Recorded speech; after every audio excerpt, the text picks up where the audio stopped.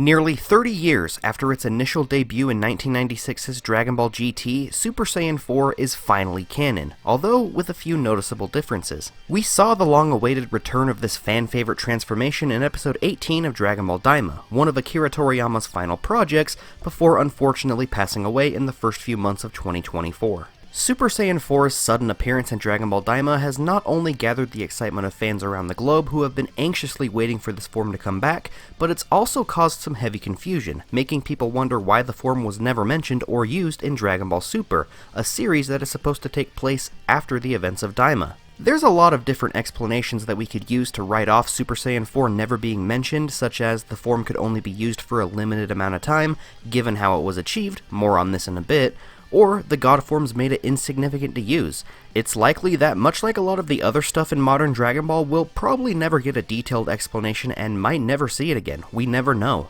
But realistically, the reason for Super Saiyan 4 never being used in previous material is because this particular version of it didn't exist until after DBS had already aired, and on top of that, it's a form that has been considered non-canon for nearly 30 years, so it was never an idea that was pitched to Toriyama, because believe it or not, Toriyama was not the person to create Super Saiyan 4, at least not until now.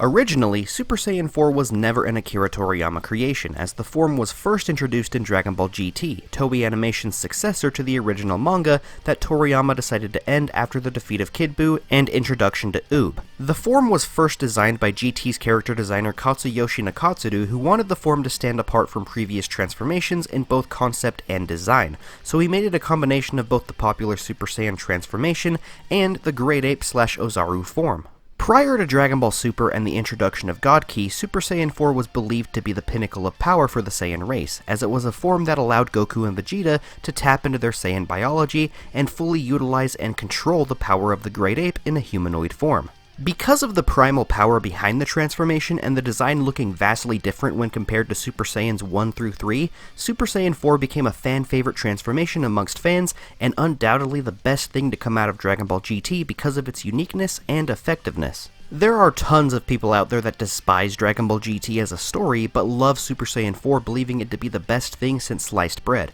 and because that burning love for the form has lived on for nearly 3 decades, a lot of people who have worked on Dragon Ball eventually took note of that, especially one person in particular, Akio Ioku. Akio Ioku is a very influential man when it comes to Dragon Ball, being referred to as the right-hand man to Akira Toriyama himself. He's the guy who has become infamous for looking at what Dragon Ball fans love and want most, and pitching those ideas to Toriyama. He's pitched several ideas like bringing back future Trunks, making a canon version of Broly, and even roughly giving Gohan and Piccolo their own movie and new transformations. Basically anything fanservice-y in recent years can be tied back to Ioku in some shape or form. Not everything, but a lot of things.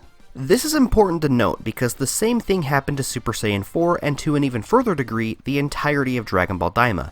Everybody knew the popularity behind the form, and once the idea of bringing it back was pitched to Toriyama, he was all in on reshaping the form in his own image and adapting it into a story that he had a huge hand in creating. Dragon Ball Daima in of itself has a lot of similarities to Dragon Ball GT, but not just because they both use versions of Super Saiyan 4.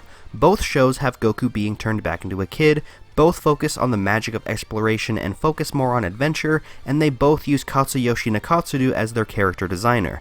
Everything was lining up a bit too perfectly, leading the fandom to believe that Daima was basically just GT 2.0, and at some point we'd see Super Saiyan 4 be brought back into canon, which ended up being the cherry on top of it all. But what makes Daima stand apart from Dragon Ball GT is the huge influence Toriyama had when creating it. While it does share similarities to GT, Toriyama crafted this story the way he wanted it to be told.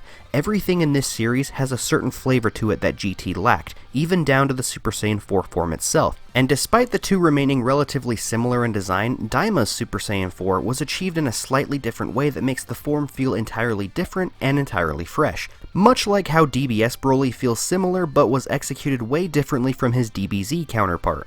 In Dragon Ball GT, Goku gained access to Super Saiyan 4 after turning into a golden great ape and controlling that form's properties while in a humanoid state. He managed to do everything on his own, whereas in Daima, the form wasn't a natural power-up for Goku that he could have done without outside interference. Neva, the Namekian of the Demon Realm, literally had to trigger a forced mutation in Goku's body, essentially shifting his Saiyan biology and mutating him on a molecular level so that he could tap into the primal power of the Saiyan race, as seen during the whole transformation sequence where the camera zoomed in and showed Goku's biology literally changing, even going far enough to grow Goku's tail back out of thin air. Neva's magic was so powerful that him literally forcing a new transformation out of Goku felt natural and not out of left field. In fact, it was built up throughout the entire show just by the insane feats that Neva was capable of doing. This guy was pulling off insane feats left and right, as he was the one who created the Demon Realm's Dragon Balls in the first place, he's the dude who created all the Tamagamis guarding those Dragon Balls, and he was even responsible for creating that magical barrier between each of the 3 demon worlds, only to turn around and undo them altogether just for our heroes on a whim. It's a good thing that Neva turned out to be on the side of the good guys, because if he ended up being one of the bad guys alongside Goma, the series could have ended just like that. He's way too OP. Regardless, both Super Saiyan 4 forms were effectively brought about by tapping into a dormant power within Goku that was there due to his Saiyan biology, but what makes the two different is that GT's was done naturally and Daima's was done with magic. Neva did something entirely different from what we've seen with other power awakenings in Dragon Ball, because this wasn't like Gohan's potential unlock from Guru or the Elder Supreme Kai, and this wasn't Shenron bestowing power onto Piccolo as a gift. Goku achieved Super Saiyan 4 by having his Saiyan biology unnaturally altered and changed from magic, something that would have been impossible if not for Neva's influence, and likely would have been near impossible if it were anyone but Neva doing the magic. And, referencing back to what I said at the start of the video, it's entirely possible that Goku may never be able to achieve Super Saiyan 4 again because he doesn't have Neva there to feed more magic into him. It's possible that over time, the demonic magic in Goku's body could wear off, and once it's gone for good. But only time will tell, and the future is unwritten. It's entirely possible that the form does get dropped for good, or we could see Dragon Ball Super adapting Super Saiyan 4 later on down the line through other characters or even through Goku himself, and just chalking it up to Goku forgetting that he could do it. That's just how things go nowadays. Remember Orange Piccolo growing in size? In fact, speaking of magic, that could actually be an in-universe explanation for the slightly altered appearance for Daima's Super Saiyan 4. As we all know, the original Super Saiyan 4 design had red fur,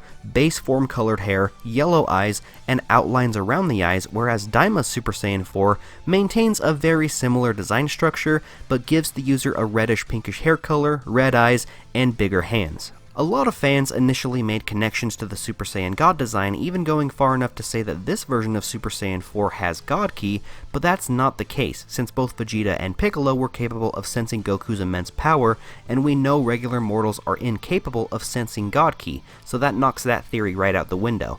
But anyway, this design change is just something to separate the two versions of the forms from one another, and it's an excuse to sell more merchandise. I do, however, like the theory that Super Saiyan 4 designs with red hair are only achieved due to the interference of magic. If you think about it, Goku had his power awakened by Neva's magic, and Gogeta is the only other Super Saiyan 4 to have red hair, which was never explained.